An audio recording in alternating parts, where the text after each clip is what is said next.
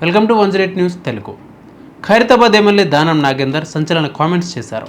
BRS Warangal సభ success అవుతుందని జోస్యం చెప్పారు. కేసీఆర్ కోసం భారీగా జనం వస్తారని అన్నారు.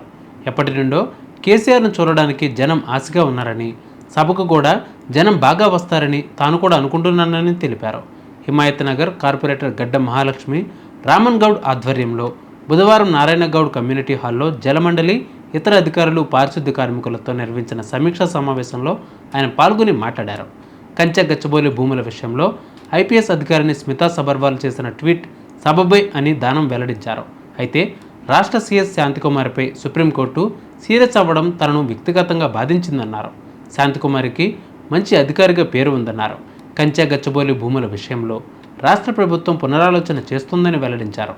కాగా కాంగ్రెస్ పార్టీలో ఉంటూ కేసీఆర్పై దానం అనుకూలంగా కామెంట్స్ చేయడం ఇప్పుడు రాష్ట్ర రాజకీయాల్లో సంచలనంగా మారింది.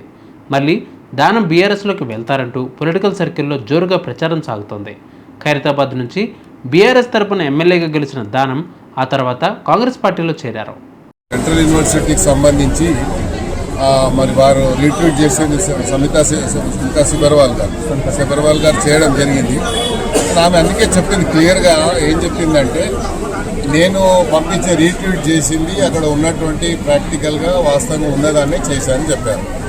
కాకపోతే నోటీసు మాకే ఒక్కరు ఇచ్చారు కాబట్టి ఒక సీనియర్ ఐఏఎస్ ఆఫీసరు, అదేవిధంగా చీఫ్ సెక్రటరీ గారిని మీరు చూసారు, మన సుప్రీంకోర్టు కూడా జైలుకు పోతారా అన్నారు. మరి శాంతకుమారి గారు సీనియర్ ఐఏఎస్ ఆఫీసర్, ఆమె టోటల్ క్యారియర్లో ఎక్కడ కూడా ఆమెకు చెడ్డ పేరు లేదు. కానీ మన సుప్రీంకోర్టు కామెంట్ వల్ల ఆమె ఎంతో హ్యూమిలేషన్కి గురైందని మనం అర్థం చేసుకోవచ్చు. ఎందుకంటే ఒక మంచి హానెస్ట్ ఆఫీసర్కి ఇలాంటి చివాట్లు రావడం అనేది బాధాకరంగా, మాకు కూడా బాధాకరంగా ఉంది. ఎందుకంటే ఆమె పూర్తి క్యారియర్లో ఎక్కడ కూడా ఆమెకు ఒక చిన్న మచ్చ కూడా లేకుండా ఆమె పనిచేసుకుంటూ వచ్చాది. అదేవిధంగా సబర్వాల్ గారు కూడా చాలా హానెస్ట్ ఆఫీసర్, ఆమె కూడా స్మితా సబర్వాల్ కూడా.